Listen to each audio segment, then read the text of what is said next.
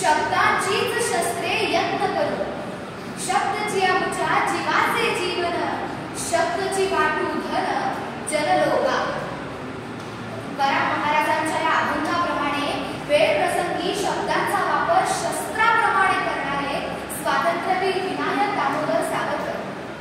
त्यांच्या जीवनातील विविध पैलू आपल्याला माहिती आहेतच, पण मराठी भाषेतील त्यांच्या योगदानाकडे अंमळपणे दुर्लक्ष केलं जातं असं मला वाटतं. त्यामुळे माझा आजचा विषय आहे स्वातंत्र्यवीर सावरकरांचे मराठी भाषेतील योगदान.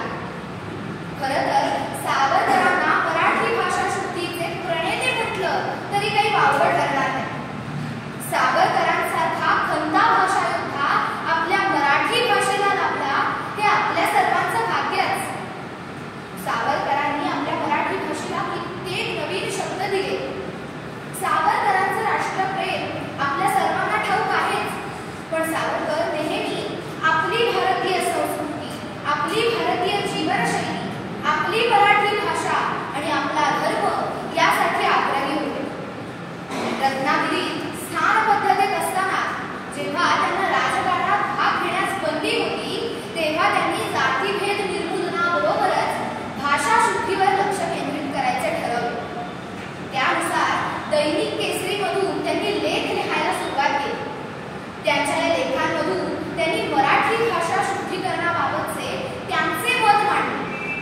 अर्थातच काही जणांनी यावर आक्षेपही घेतला, पण सावरकरांनी अगदी चोखपणे त्यांना प्रत्युत्तरही केलं. सावरकरांची प्रतिभाच होती तेवढी. काही वर्षांनी मराठी भाषेचे शुद्धीकरण हे सावरकरांचे एकमेव पुस्तक जे शासनाने प्रकाशित केले.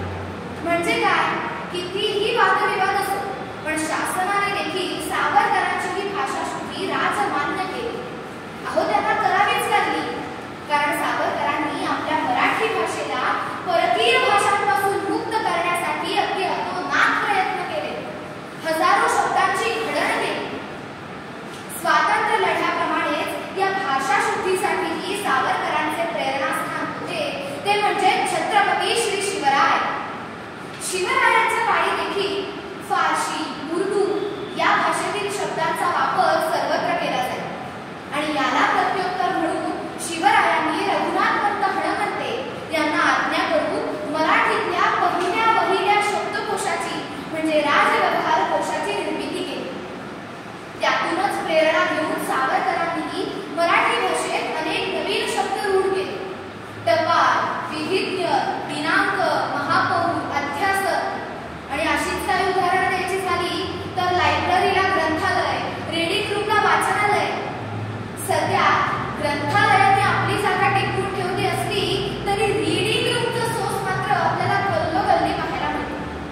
आता बघा, हा क ला मात्रा के, म ला मात्रा मे, ग ला मात्रा के, तर अ ला मात्रा ए आणि अ ला वेलांटी ई असायला हवी यासाठी सावरकर आग्रही होते. एखाद्या भाषेत अधिक स्वर, अधिक व्यंजने आल्यास ती भाषा टंकलेखनाच्या दृष्टीने आणि शिकण्याच्या दृष्टीने अवघड होते असे सावरकरांचे म्हणणे होते. त्यामुळे आजही आपल्याला अशी काही जुनी मंडळी पाहायला मिळतात जी या सावरकर लिपीचा वापर करतात. संस्कृतमध्ये एक वचन आहे, ऋषीणां वाचं अर्थो अनुधावती, म्हणजे सामान्य लोकांच्या तोंडून निघालेले शब्द हे अर्थानुसार असतात, पण थोर ऋषितुल्य व्यक्तिमत्वांच्या तोंडून निघालेल्या शब्दांमागे अर्थ आपणहून धावत येतो. सावरकरांच्या बाबतीतही असेच काही होते. आज आपण दैनंदिन जीवनात वापरत असलेल्या अनेक शब्दांमागे सावरकरांची कित्येक वर्षांची तपस्या आहे.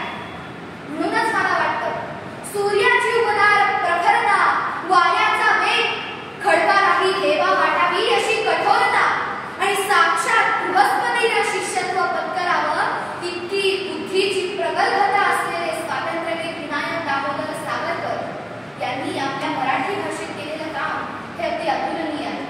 अशा या खंड्या भाषा योद्धाला माझे शतशः धन्यवाद.